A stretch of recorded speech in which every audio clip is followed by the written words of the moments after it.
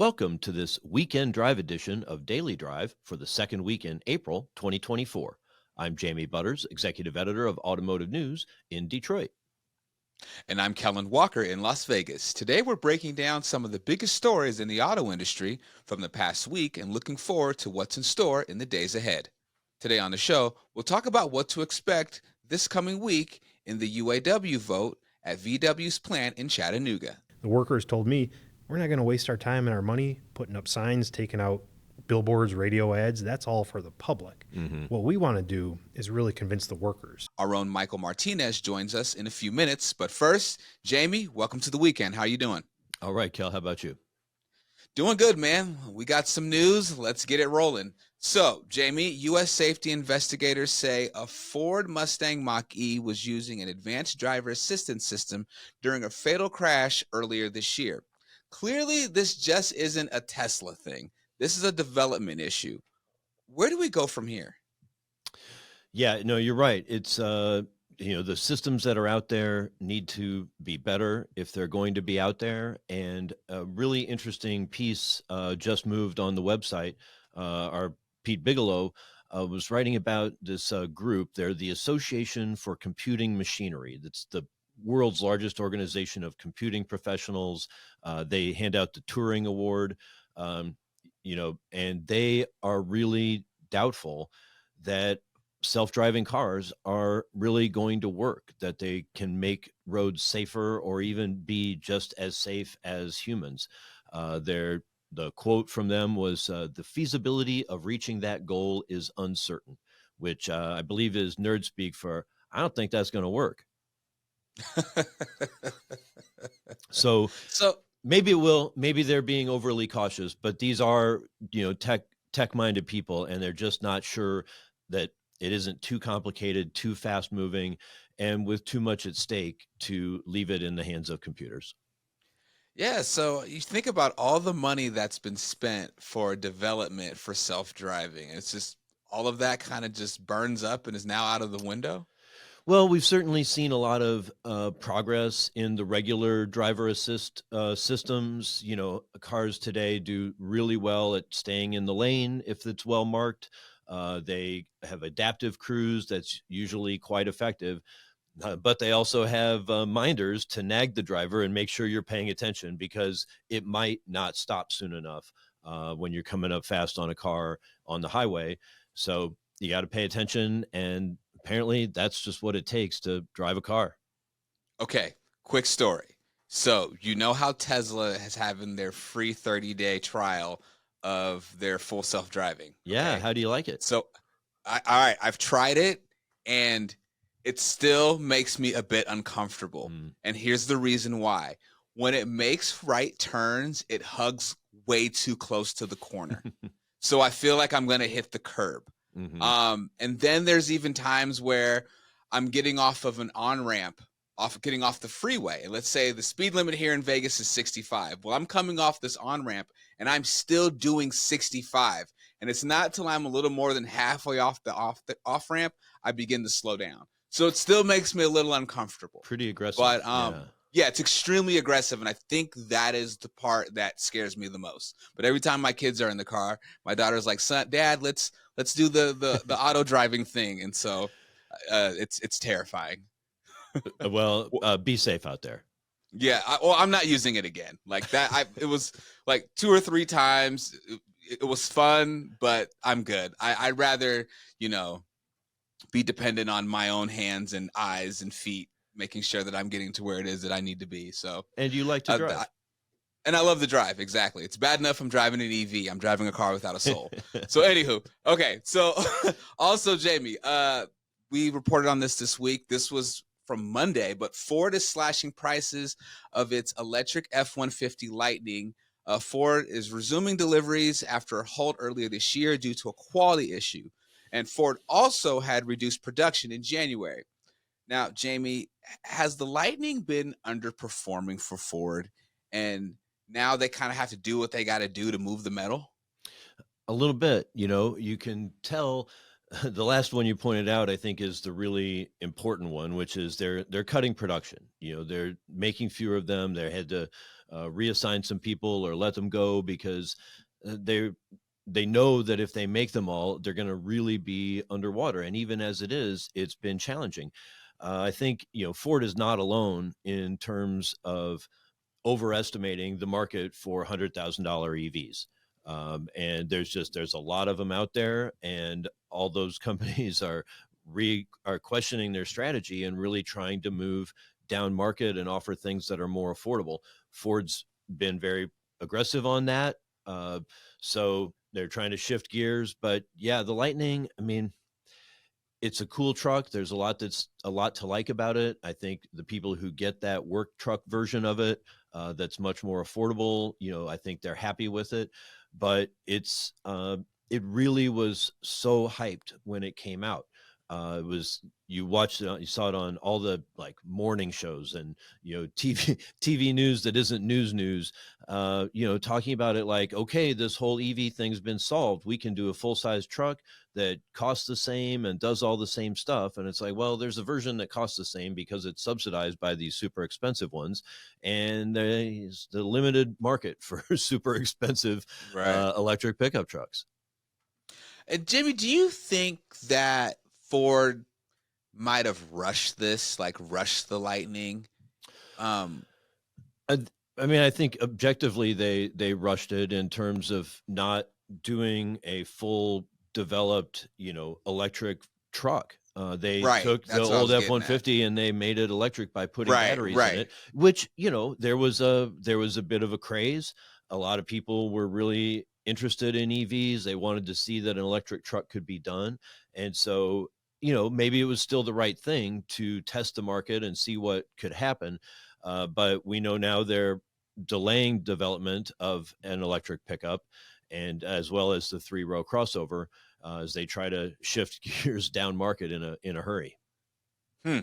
Well, this is something that has blown my mind.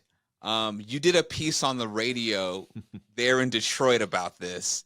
And I need you to just help me out with this, okay, Jamie? I'm an ignorant man. Help me, all right? So here we go.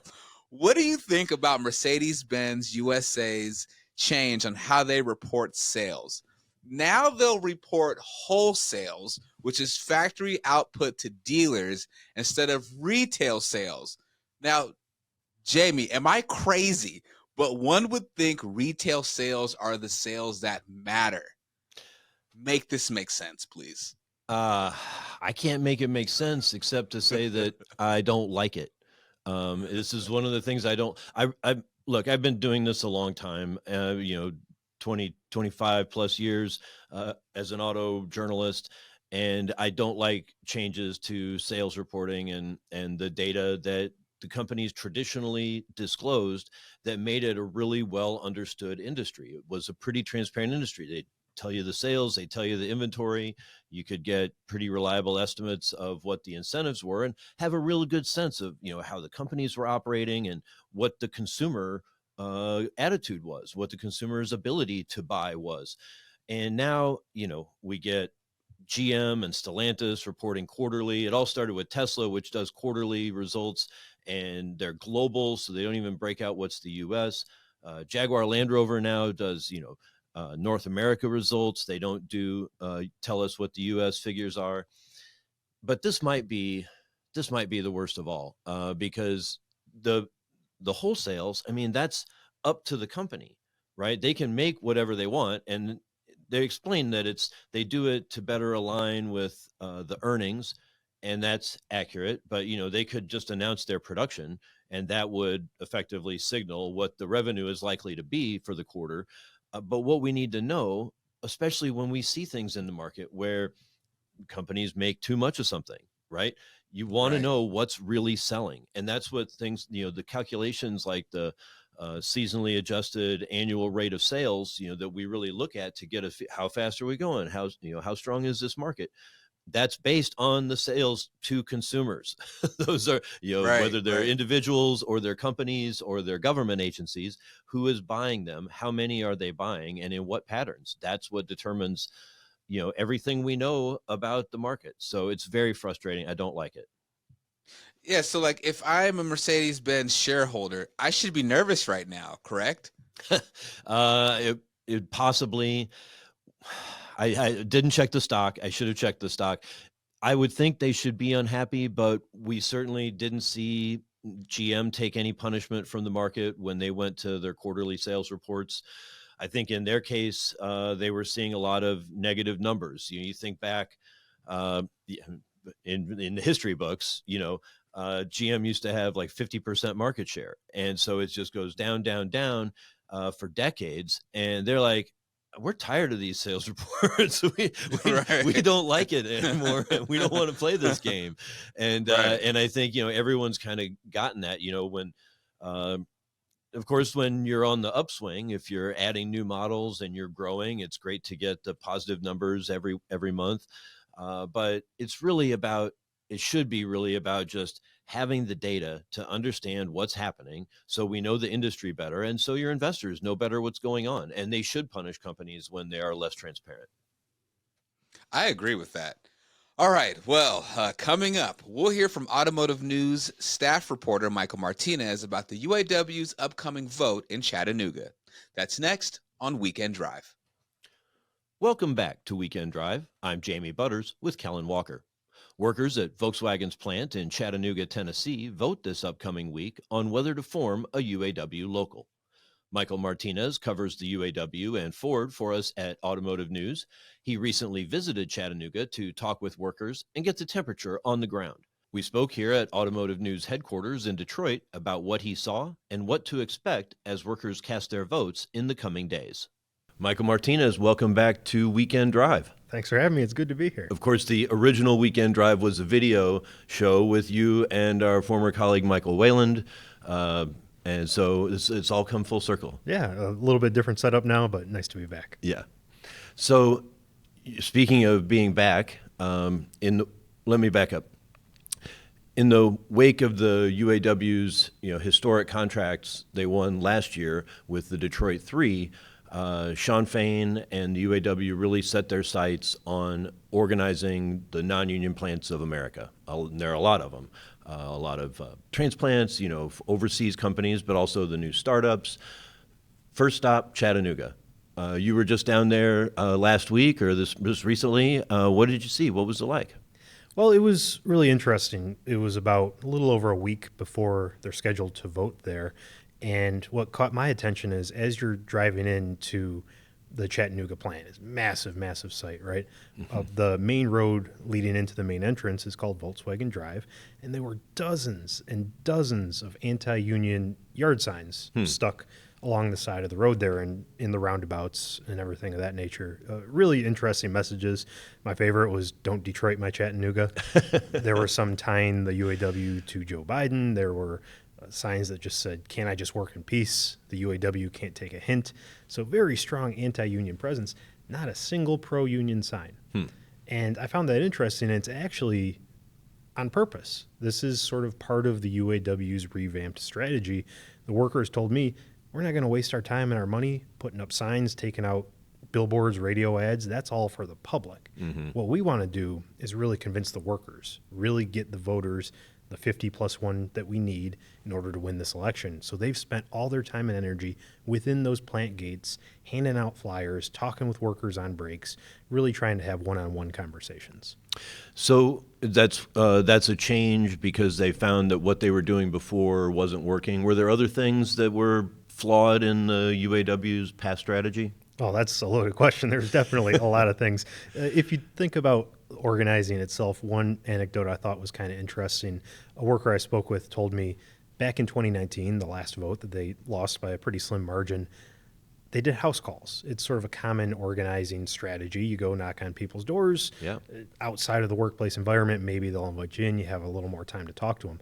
But apparently in 2019, those VW workers absolutely hated the idea of door knocking and somebody talking to them at their home.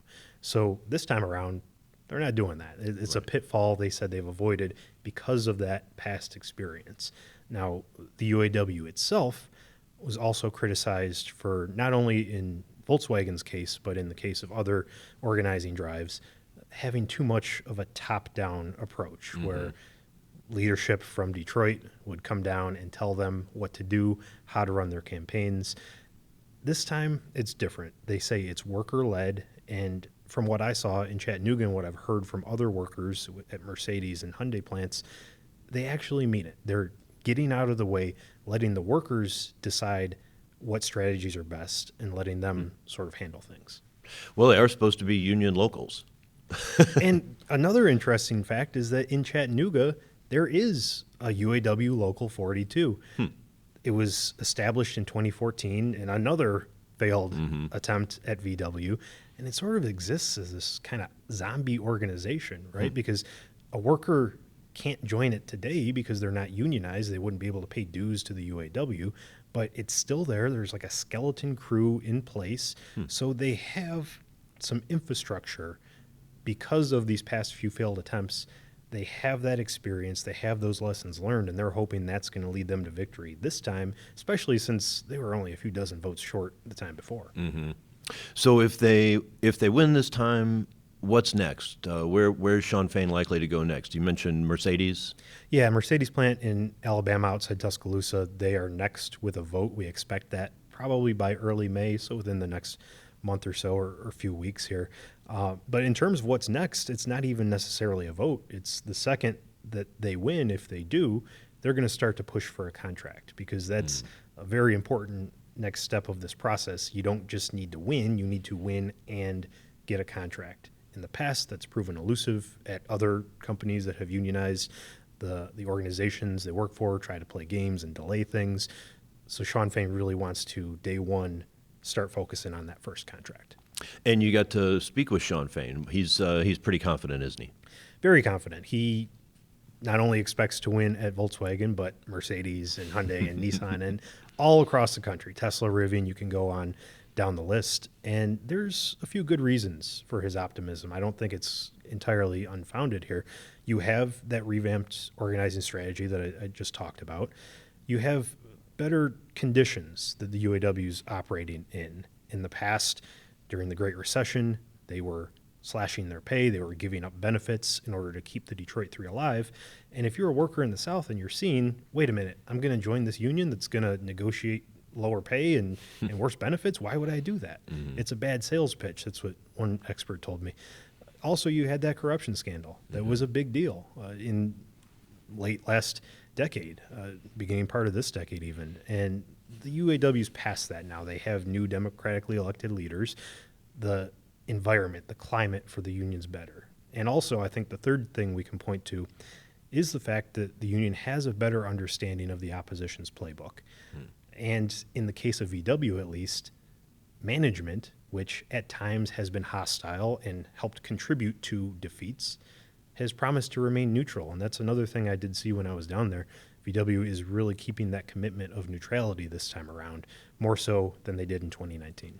I think a lot of times companies say they're going to be neutral, but then they're pretty active trying to spread the counter argument, at least, if not anti-union, at least what might not be a benefit to you. And that's exactly what happened in 2019. On the surface, they said, yeah, we support whatever our workers decide, but then they hosted Republican Governor Bill Lee to speak to workers. They had a lot of captive audience meetings, morning meetings with management and supervisors speaking to the workers, telling them things like, hey, you know, if you unionize, we wouldn't have this direct line of conversation to you. You'd have to go through an intermediary.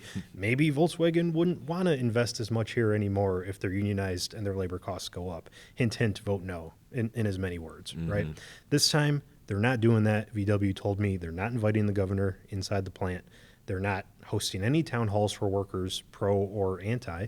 And they're really, in fact, I took a tour of the plant, and there were messages on monitors leading into the main way that workers go into the plant that encouraged them to vote and reminded them, even if you've signed a union support card, an authorization card, that doesn't count as a yes vote. You still need to vote yes.